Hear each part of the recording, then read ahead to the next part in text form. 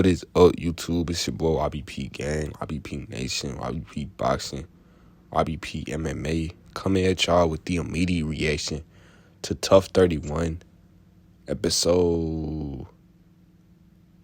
Is it 5? I don't know. Let me check right quick. TUF 31. I don't even remember that. It doesn't really matter, to be honest. So the two guys that messed up today were Carlos Vera and Brad Katona. Carlos Vera coming out of Ecuador. Really good striker, capoeira, all that stuff.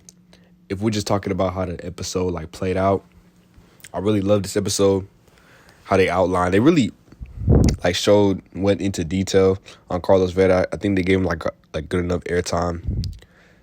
Yeah, I don't know. Sometimes I wonder why don't they just do this every episode? Because I feel like sometimes these characters' stories get neglected. I want to hear about every single fighter's storyline, somewhat. If it's interesting. So hearing about Carlos Vera's capoeira background, talking about him, made me care about him.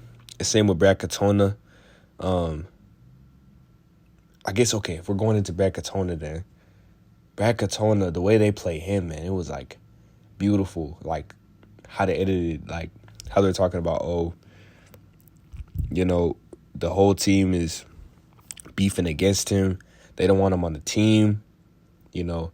Chandler's butting heads with him. Are you on our team? Because he seems to be a know-it-all type of kid, where it's he knows how to do all this stuff. He's telling Chandler what to do, which is so disrespectful, I feel like.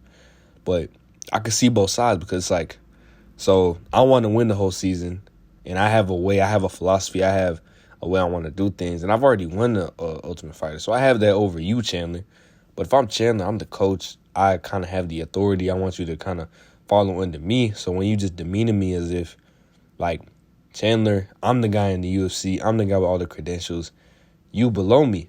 I'm supposed to be trying to help you. You stepping over boundaries a little bit, telling me what to do. So I can see both sides of the story, but, and I don't want to, you know what I mean? If you watch this review, you probably watched the episode. Brad won the fight. I guess I want to talk more about the episode. The episode was really good though, editing. I want to give the editors a really good, they did a really good job keeping me engaged throughout the whole episode.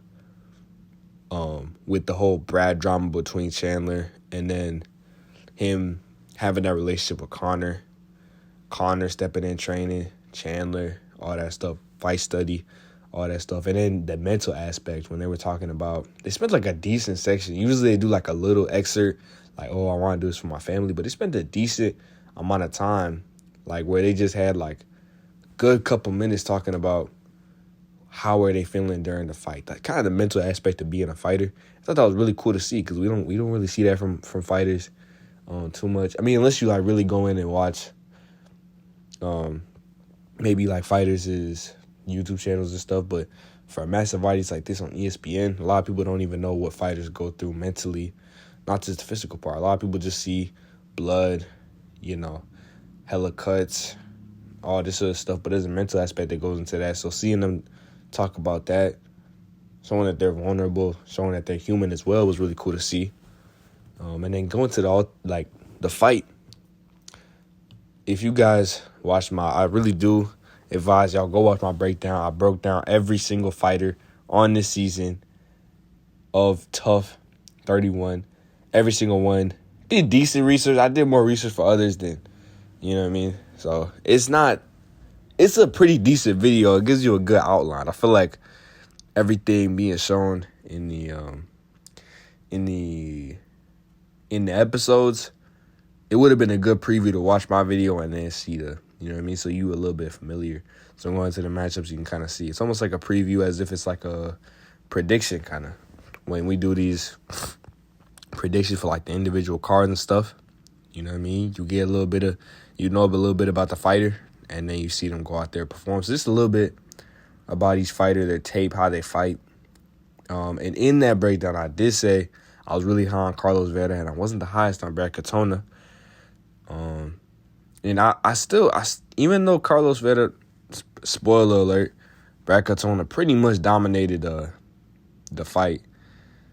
Carlos Vera had his moments. He had like a reversal here or there, but Katona just showing his veteranship, knowing how to win fights, I completely disagree with Conor when he's saying, like, oh, it was a tightly contested fight. Let's do 3 rounds. Like, TUF is, like, fought in a certain way. There's a certain rule set. These are exhibition bouts. These aren't even pro bouts. So, I don't like how he's saying, like, and he knows how the rule set goes. Like, it's not like, I just think it's stupid, like, what he's saying. Like, his logic is, like, if it's somewhat close, then they should go to a third round. That's not how it works. Like, it has to be 1-1, then you go to the third round. You know what I mean? That's the format that TUF has been running under for a long time. If you want that third round, then you have to instruct your fighter, get your fighter to win a round. He didn't win a round.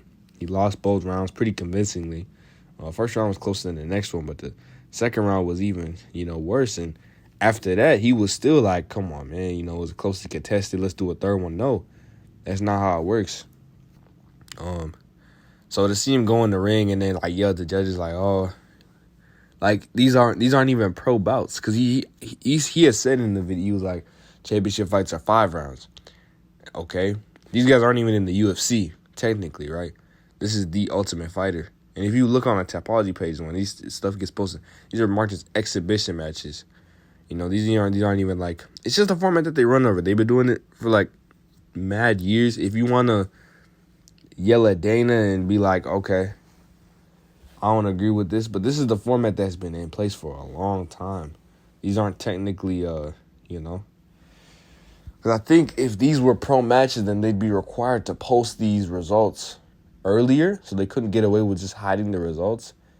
Hence, like, eliminating the suspense that you get, because then you'd already know who won the fight and stuff. So you can get away with not posting the results. So there's a lot of stuff that goes into it not being an exhibition, it being a pro bout, 3 rounds versus 2 rounds and then the third, all that type of stuff. But I just didn't like how Conor is going in there completely. It reminded me of John Jones last weekend when his fighter, that's a little different. But it's just a little bit of delusion, though, like,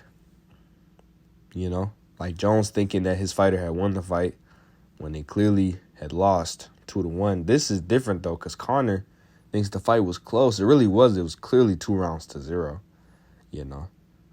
So I don't understand his frustration there. But back to Carlos Vera, I think there's potential there for sure. I think there's definitely I love this capoeira, his striking, like, in moments. I don't think Brad Katona can really, even if he does go, I'm not even hating. I'm just saying, like, in that bantamweight division, he has a very, like, limited skill set. He knows how to win fights, sure, but it's almost like bigger picture type stuff. Kind of like how I was talking about Ilia Topuria in my last video, and I'm hearing a lot of them in the community, like, reciprocate these same emotions. Like, Ilia Topuria, great performance, but the problem we're running into is in that featherweight division is we need someone to beat Max, beat Volkanovski.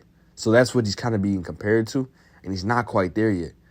I look at Brad Katona, he's not going to stay in the UFC for long in that bantamweight division with the way he's fighting. Like I don't know. I mean, it's like he's hanging on to the victory, like, against a guy like Carlos Vera. I just wasn't too impressed with his skill set. Maybe we'll see more later on, but I see way more potential in Carlos Vera, like, with his with that capoeira, the striking look clean, I think you fix some stuff up. Conor's right. There's something there with that kid. He's not even a kid, though. He's 35. So, man. I mean, bro, he might as well be the veteran. Man. Yeah, I don't know. But there's something there, though. But there's not much time to patch up, so this kind of eliminates my whole argument. But I saw more potential in Brad Katona. I guess between the two, not Brad Katona, sorry, Carlos Vera. But I guess, I mean, if they're both that old, I don't even know. Then I guess, man, shout out to Brad Katona, man. I mean, good victory. It seemed like it was a veteran. That's the type of fight that you see a veteran put on a prospect. Wrestle them, get them uncomfortable. The prospect, doing some wild stuff, catching the veteran at times. But I just saw Brad Katona go in there and kind of big brother him a little bit. Show him I'm UFC caliber, with the wrestling, doing stuff that, you know, a veteran would do. Just showing his experience really in the fight, knowing that I just got to do this to win. So he's not going overboard. He don't need to be flashy. He doesn't need to be, he's just doing what he needs to do to win, get to the next round, and win the whole competition eventually. I don't know if he's going to do that, but, hey, man, can't deny that he knows how to win fights. Yeah, man. Love Chandler's coaching, obviously. I wasn't really... That's why I'm saying, like, of course, shout out to Brad Katona, because they ended up working out. He knows what he's doing, somewhat. I mean, he won the Ultimate Fighter. But, I love... Chandler could have really blew up, had a big ego about it, been like, butt heads with him, but he chilled out, he let him vibe, and he got the W, so... 5-0 for Conor. It's not looking good. I mean, I saw in the after the interviews, post interviews when they were talking and stuff, he was like, he doesn't even matter, all this type of stuff, man. Like, what did he say exactly? He said something along the lines of like, he reminded me of a dad who had, so like let's say, but this is like an older dad though. This is like their 15-year-old son had just lost a tournament. They ain't won the game. They went 0 for 6, right? And he's cheering them up. It's like, it's all about the experience. When it really comes down to it, you just have to push hard, Don't worry about the wins and losses. It seems like he's kind of like lost, or no, he kind of lost that. He's like, the whole competitive nature of trying to beat Chandler is out the window. He's just trying to give these guys an experience, which is cool too. But I don't like that he lost that fight inside of him. Like, he don't even care about trying to coach these guys to a W or not. At this point, he's just like, all right, we down 5-0. Like, where's the... I don't like that. I don't like how he just kind of just... He's all right with loot. Yeah, like, he's one of them coaches where it's like... Or you join one of them teams where, like, the coach don't really care about winning or losing. Them non-competitive, like, if you go in them rec leagues or whatever, when you was, like, little, and they not stressing about winning or losing, they just like, hey, try your best. That's the kind of vibes I'm getting from Conor right now, and that's not good for a team moving forward if you want to be competitive and if you want to win a competition like the Ultimate Fighter. So, hey, man, shout out to Team Chandler. They're doing good. I think in the next matchup, though, I am picking Lee Hammond. Was one of my top 3 prospects. Obviously, one of my other top 3 prospects, Carlos Vera, fell out. But I think Lee Hammond should be able to get it done versus Kurt Hollabaugh. Just from the tape I remember seeing, he's not that good of a fighter. I saw like 100 times more potential than Lee Hammond. So I think that's going to be the first prospect to pull out a dub.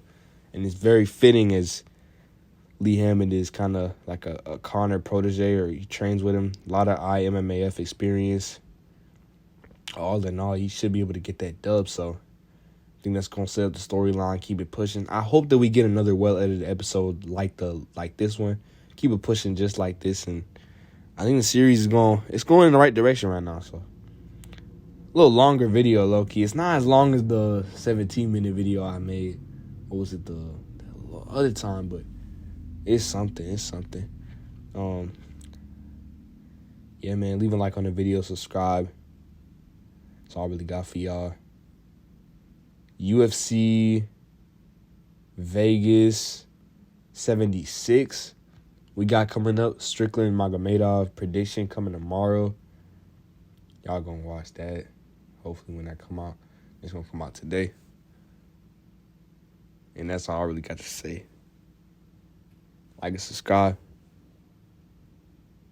Peace out, most. You already know what it is.